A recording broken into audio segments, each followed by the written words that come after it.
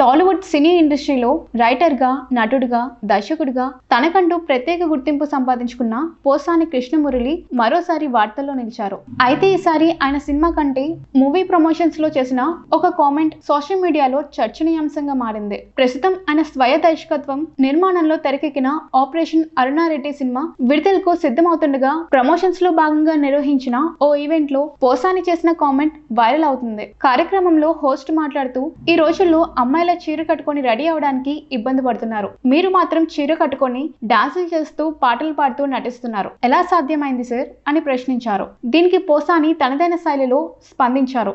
నేను ఆడవాళ్ళ చీర గురించి, నా చీర గురించి మాట్లాడాలనుకోవట్లేదు, మళ్ళీ అరెస్ట్ చేస్తారు, ఇప్పుడే బయటకు వచ్చాను అంటూ సరదాగా వ్యాఖ్యానించారు. పోసాని చేసిన ఆ కామెంట్ కు అంతా నవ్వేశారు. కానీ ఈ వీడియో సోషల్ మీడియాలో చెక్కలు కొడుతూ ఉండడంతో నెటిజన్స్ నుంచి భిన్న అభిప్రాయాలు వ్యక్తమవుతున్నాయి. కొందరు దీన్ని పూర్తిగా ఫన్నీ కామెంట్ అని మాత్రమే చెప్తూ ఉంటే, మరికొందరు మాత్రం పోసాని గతంలో ఎదుర్కొన్న రాజకీయ, న్యాయపరమైన వివాదాలు పరోక్షంగా ప్రస్తావించారని అభిప్రాయపడుతున్నారు. గత కొంతకాలంగా రాజకీయ వ్యాఖ్యలు, విమర్శల కారణంగా పోసాని తరచూ వార్తలో నిలుస్తున్న విషయం తెలిసిందే. అయితే ఆ వ్యాఖ్యలను ఆయన ఎవరినైనా టార్గెట్ చేస్తూ చేశారా, లేక కేవలం ఫన్ కోసం చేశారా అనే చర్చ కొనసాగుతుంది. ఇదిలా ఉంటే పోసాని కృష్ణమురళి సినీ జర్నీ విభిన్నంగా సాగింది. పరుచూరి బ్రదర్స్ వద్ద అసిస్టెంట్ రైటర్ గా కెరీర్ ప్రారంభించిన ఆయన తర్వాత సోలో రైటర్ గా ఎదిగి వందలాది చిత్రాలకు కథలు, పాటలు అందించారు.